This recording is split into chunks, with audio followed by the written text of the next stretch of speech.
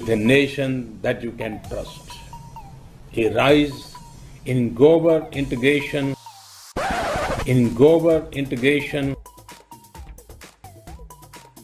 किसी छोटे से नगर में नाले के पास कोई चाय का ठेला लेकर के खड़ा रहता था और चाय बना करके बेचता था। अब कोई चाय बनाने की बात आती है तो मेरा ध्यान जरा जल्दी जाता है। उसने उस नाली में छोटी सी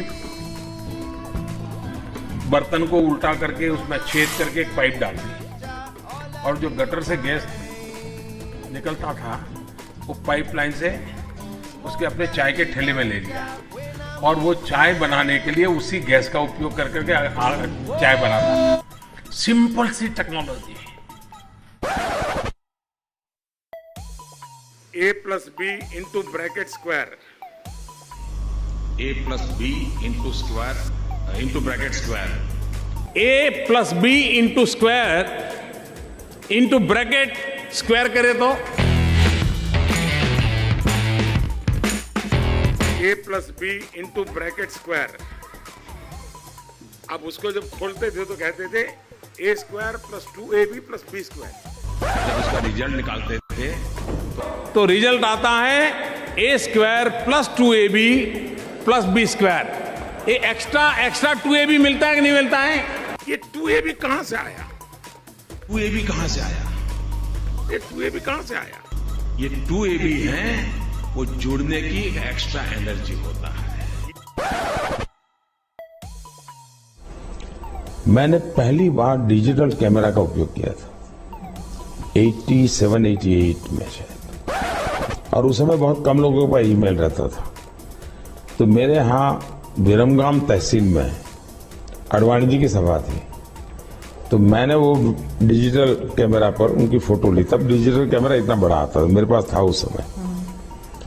मैंने फोटो निकाली और मैंने दिल्ली को ट्रांसमिट की और दूसरे दिन कलर फोटो छपी।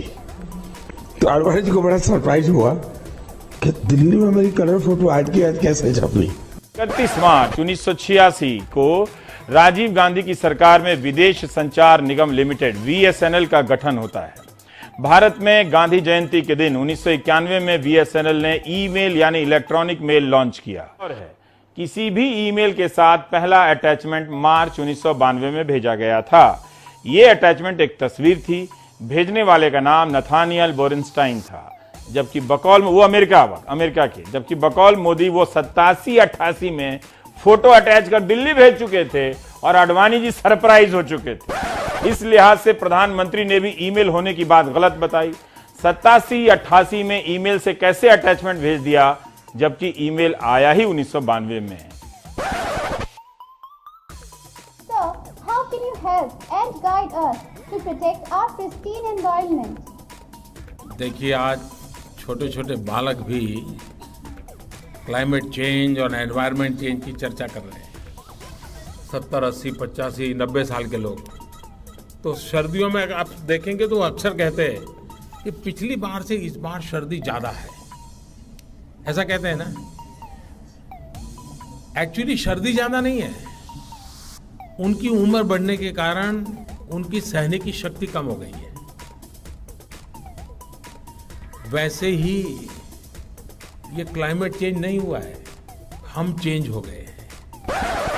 कि विंड एनर्जी की जो आपके टरबाइन्स हैं,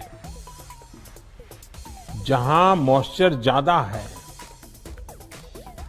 वो हवा में से